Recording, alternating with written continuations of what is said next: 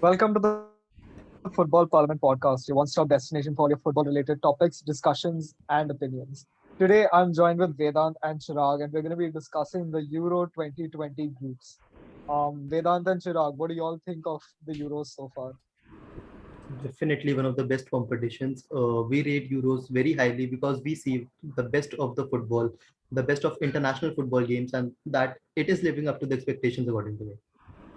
Definitely, I agree with Chirag completely. What we expected of the Euros, those late night matches, they're definitely, going as per we were expecting it. So it's all good so far.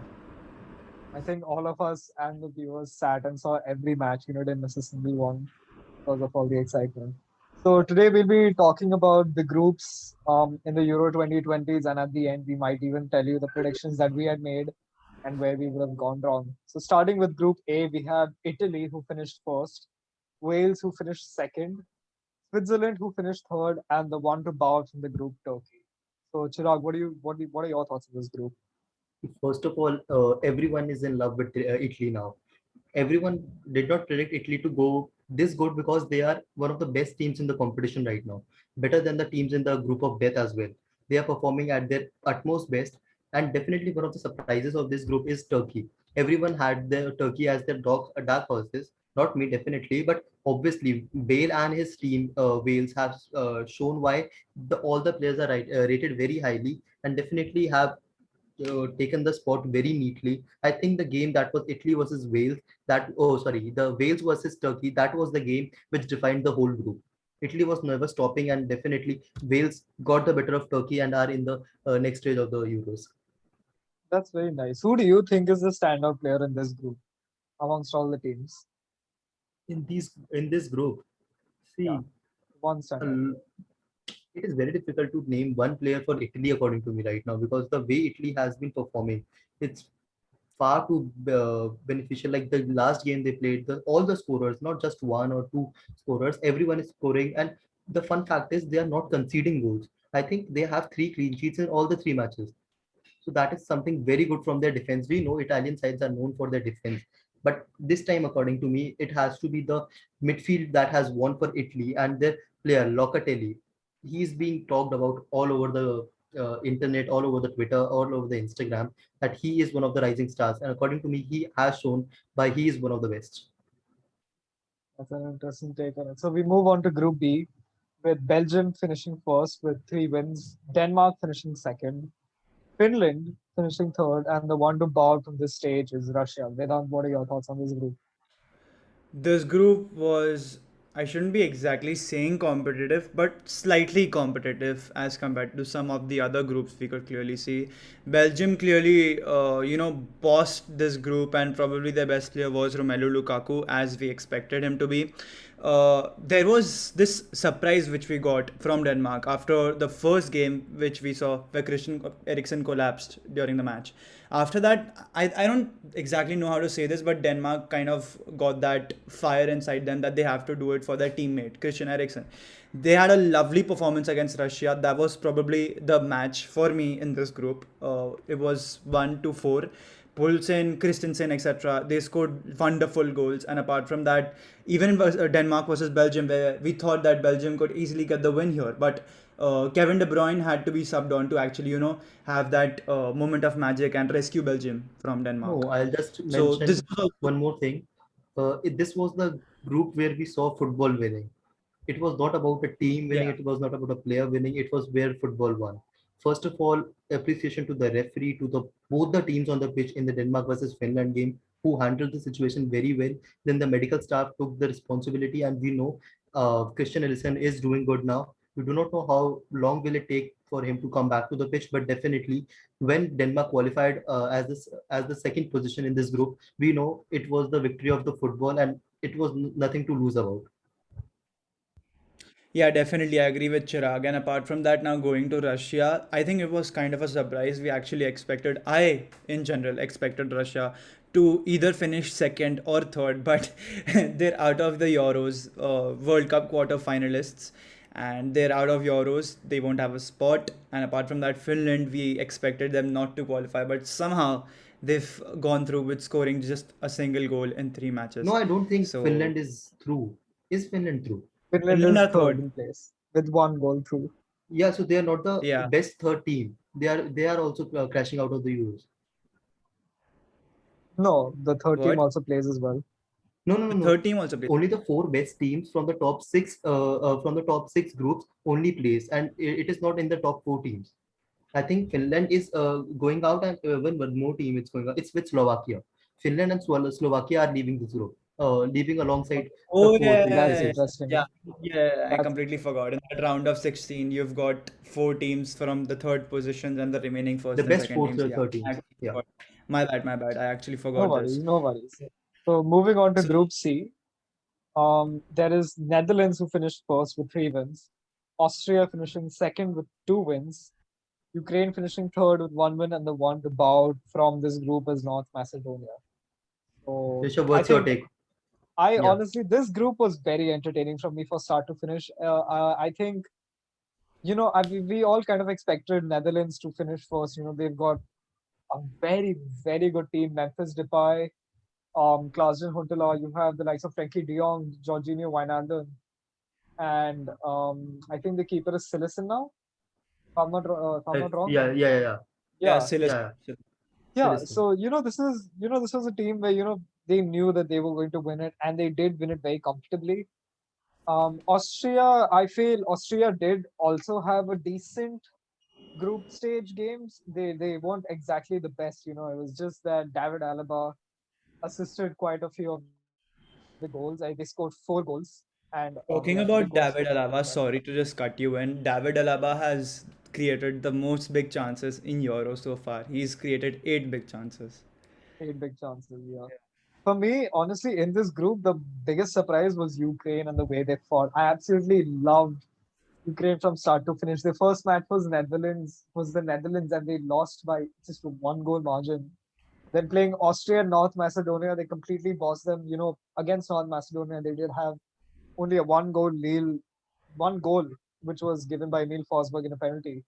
So Ukraine was honestly a big surprise for me in this match. I think Zinchenko, I wouldn't say Zinchenko exactly carried the team, but he had Yarmolenko, you had Yaramchuk who carried the team. Absolutely, the two lethal strikers of the country. And North Macedonia again. They have players we've never even heard of. I honestly haven't heard of Gaurav Pandev until he played the match, and I had no idea that he won a Champions League. So it's very surprising for me to see that North Macedonia were there. They did put up a decent fight, but in the end, it crumbled Yeah. down. Just correcting us, it was not Silesen, it is Stekelenburg, the Ajax keeper, who is being put in nets for Netherlands.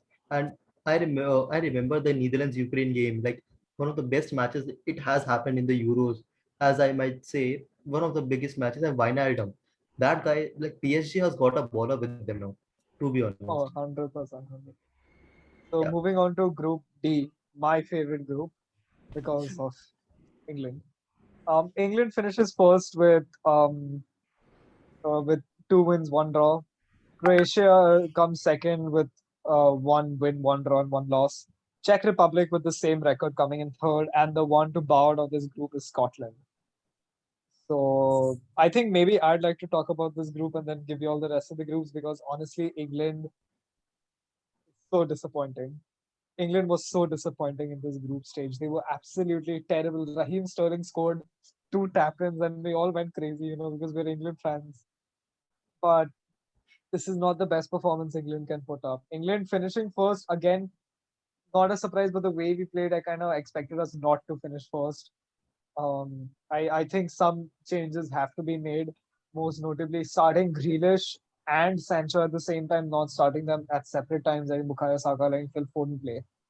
So I feel that's what England is. Croatia again. I think Vedant, can you tell us a little bit of about Croatia because I've only seen the game against England. See, Croatia for the first 2 games weren't that great. They had a draw against Czech Republic, and they weren't looking at like those World Cup finalists 4 years back or 3 years back, to be honest. So I thought that Croatia would actually, not qualify. I thought that they'll be third and it will be Scotland. I was predicting for Scotland to finish second and Croatia to finish third or fourth, whatever. But Croatia had a great game against Scotland. Luka Modric scored a really very, very good goal outside the box, outside his foot. So it was a really great performance in that final games, which helped them to qualify. Oh, I'll also put in respect to Czech Republic. The way Schick was scoring goals was Yeah, out Astonishing. of this Peter Schick, world. Peter Schick. What a Yeah, definitely. Against England, they silenced the team. Obviously, see, one tap in against England, you expect that. And Hmm. talking about England, I just want to talk about one player. Where is Sancho? That guy is That is that. going. That guy is going to be the highest paid English youngster or English player ever. The highest transfer record for an English player, and he's not even playing for the England team. The first match he was left out of the squad.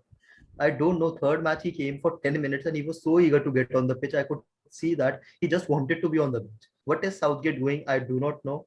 It will be a very big task against Germany now. Yeah. So moving on to Group E, Sweden surprisingly finished first. Two wins and one draw. Spain finished second with one win and two draws. Slovakia finished third with one win, two losses. And Poland bows out with one draw and two losses. So Vedant, what is your take on this group?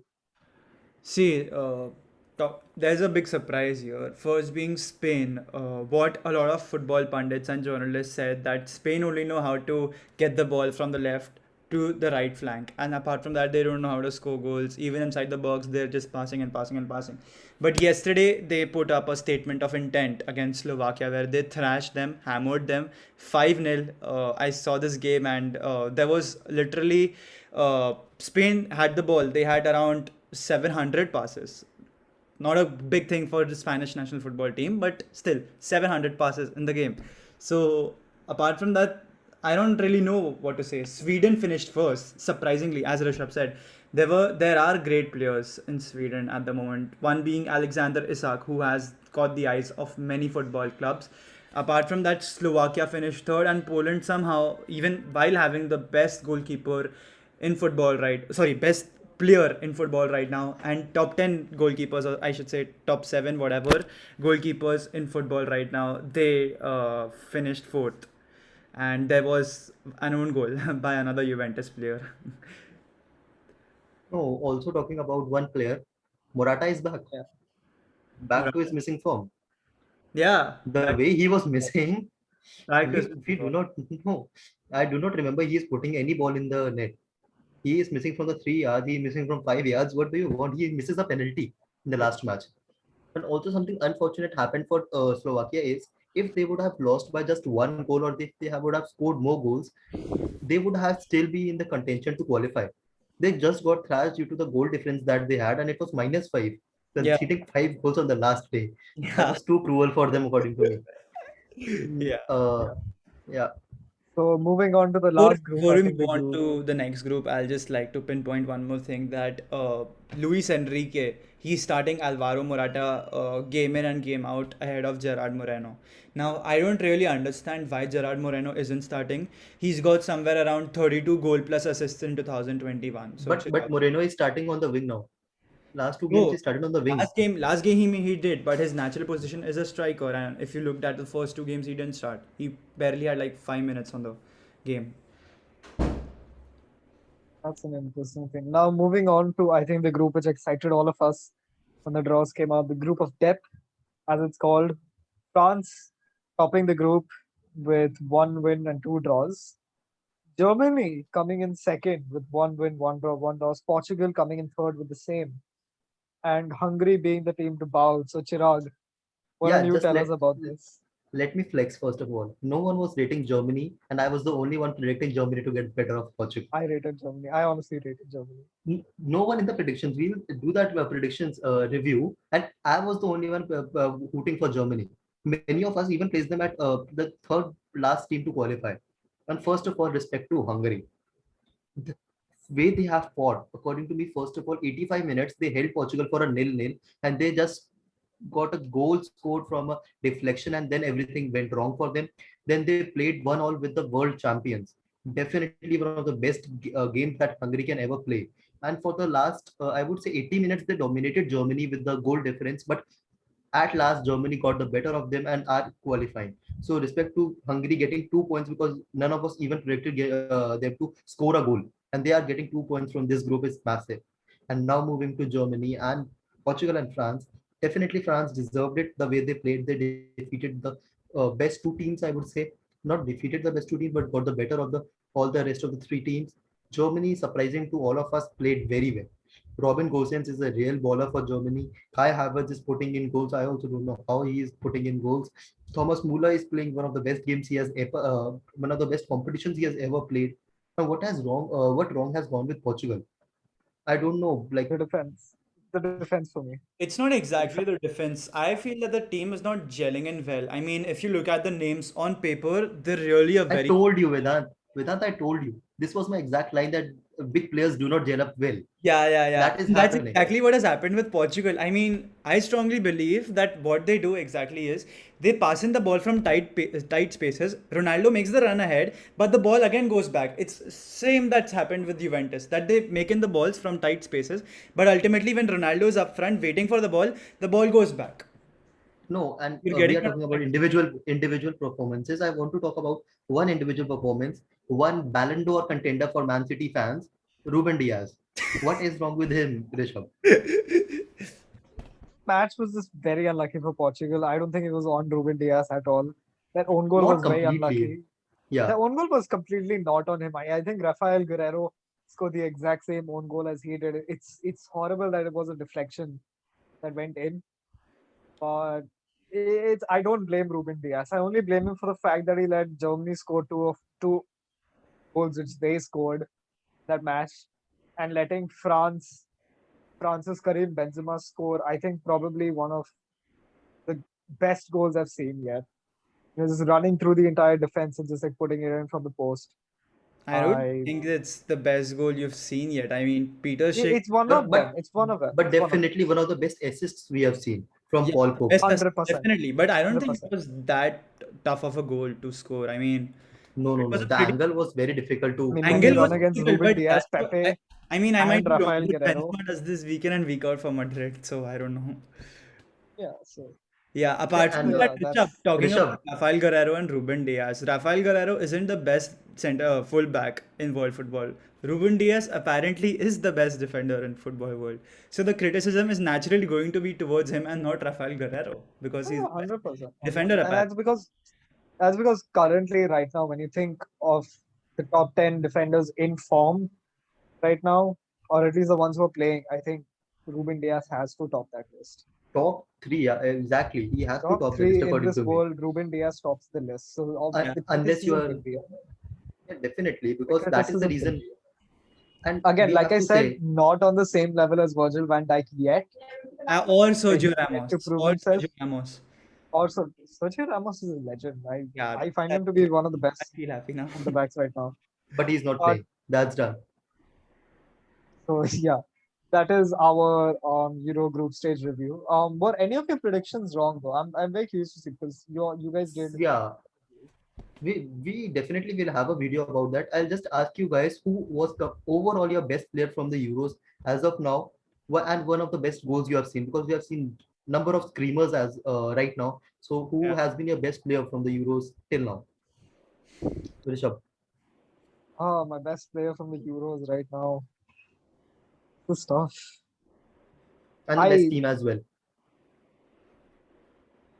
I It's tough it to choose. pains me to say it so much. It honestly pains me to say it so much right now.